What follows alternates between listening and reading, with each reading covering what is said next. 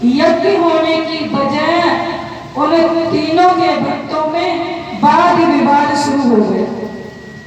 कोई मानने को तैयार नहीं। जिसका जो भगत है वो कहे नहीं, हमारे ही भगवान फल के दाता हैं। अब तो कहा कि ये नारद जी अच्छे आए जो हमें झगड़ा और करा के चले गए। हम तो अच्छे भले यज्ञ कर रहे थे, कोई ना कोई फल दे ही देता। लेकिन एक बुजुर्ग थे, कहने लगे कि नारद जी ने झगड़ा थोड़ी कराया है। उन्होंने तो बताया कि हमें मालूम तो होना चाहिए कभी हमें फल कौन देने वाला है। अगर हमें पता ही नहीं है, हम कोई कार्य कर रहे हैं तो करते रहे।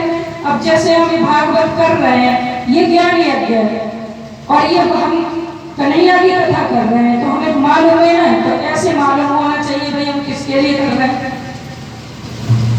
सब ऋषियों ने फैसला किया कि ऐसा करो कि इन तीनों देवताओं की परीक्षा ले लो। अब भैया परीक्षा लेने कौन जाए, ये तो आग से जलने वाली बात है। कौन जाए परीक्षा लेने? सो महाराज भृगु ऋषि को तैयार कर लिया कि आप ही ये काम कर सकते हैं। उनको भेज दिया कि जाओ आप तीनों देवताओं की परीक्षा लेकर के।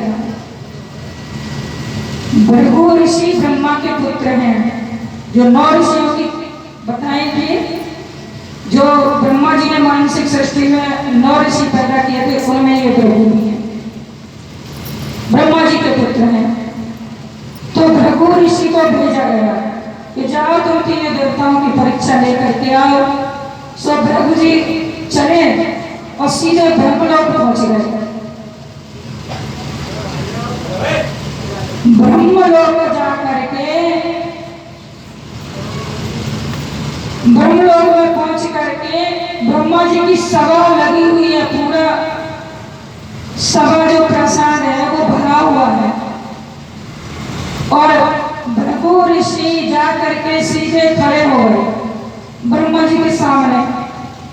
न तो नमस्कार किया और न कुछ बोले और जाकर के सीधे एक सिंहासन पर बैठ गए। हमारे भृगु जी बैठ गए तो ब्रह्मा जी को बड़ा क्रोध आया। कहने लगे लगता है कि तुम्हें अपनी तपस्या का बहुत घमंड हो गया है, तुम बड़े का आदर करना नहीं जानते। मैं तुम्हारा पिता ब्रह्मा बैठा हूँ, सो तुमने नमस्कार तक नहीं किया और बिना मांगे ही आसन पर बैठ गए, बिना बोले ही आसन पर बैठ गए। तुम्हें थोड़े संस्कार है कि नहीं है? बहुत डांटा ब्रह्मा जी ने। भृगु जी उठे वहां से और चले आए और मन में सोचने लगे कि देखो अगर मैंने इन्हें नमस्कार नहीं किया तो क्या फर्क पड़ गया, इनको कितना बुरा लग रहा है। इनमें राजसी गुण ज्यादा है, रजोगुण प्रधान है ये, इनकी साल में थोड़ी कमी क्या आ गई, ये तो हम पे बरस पड़े। सो चुपचाप वहां से चले आए कि ये रजोगुण प्रधान है। उसके बाद भगवान शंकर के यहाँ पहुंच गए कैलाश में और वहां जैसे पहुंचे तो वहां पे भी खड़े हो गए। तो भोले बाबा दौड़े तो एक नाते से भोले बाबा भी ब्रह्मा जी की भ्रकुटी से प्रकट हुए थे, तो एक नाते से वो भी उनके भाई हो गए रुद्र। तो गले लगाने के लिए दौड़े तो भृगु जी कहने लगे दूर खड़े रहना, मेरे नजदीक मत आना, तुम भूत प्रेतों के स्वामी हो और शमशानी की भस्म लपेटे रहते हो, तुम्हारा क्या ठिकाना, मेरे गले मत लगना।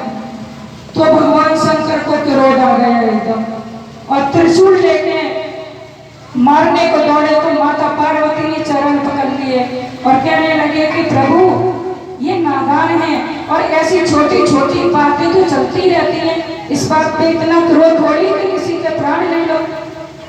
मैया ने समझा दिया तो भोले बाबा शांत हो गए। हमारा भृगु ऋषि सीधे बैकुंठ चले गए। उस समय मेरे प्रभु नारायण शेष शैया पर आधे लेटे हुए, आधे नेत्र खुले हैं, आधे बंद हैं, शंख चक्र गदा पद्म हाथों में हैं, माँ लक्ष्मी चरण सेवा कर रही हैं और भगवान बड़े ध्यानस्थ हैं, ध्यान में मग्न हैं। प्रभु जी ने जा करके सीधे उनकी छाती में बहुत जोर से लात मारी। सोए हुए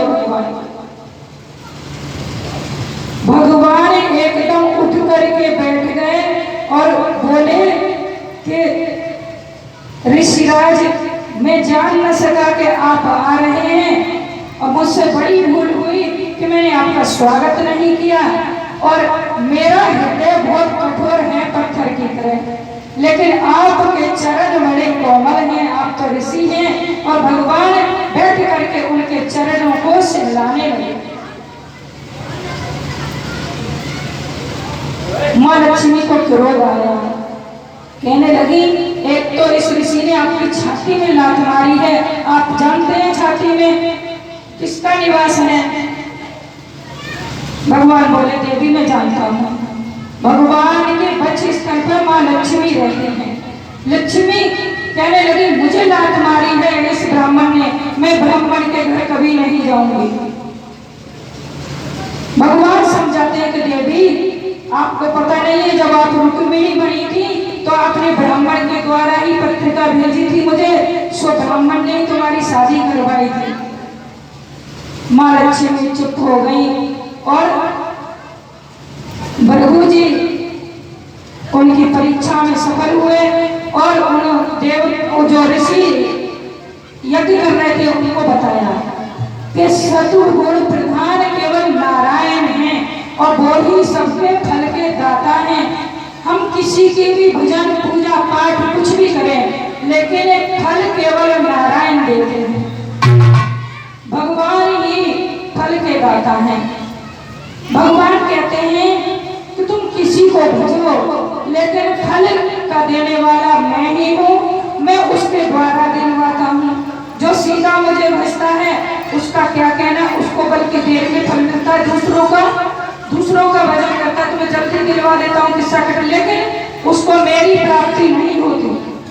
फल तो मैं दे देता हूँ, ज्यादा दे देता हूँ, लेकिन मेरी प्राप्ति उसको नहीं होती है।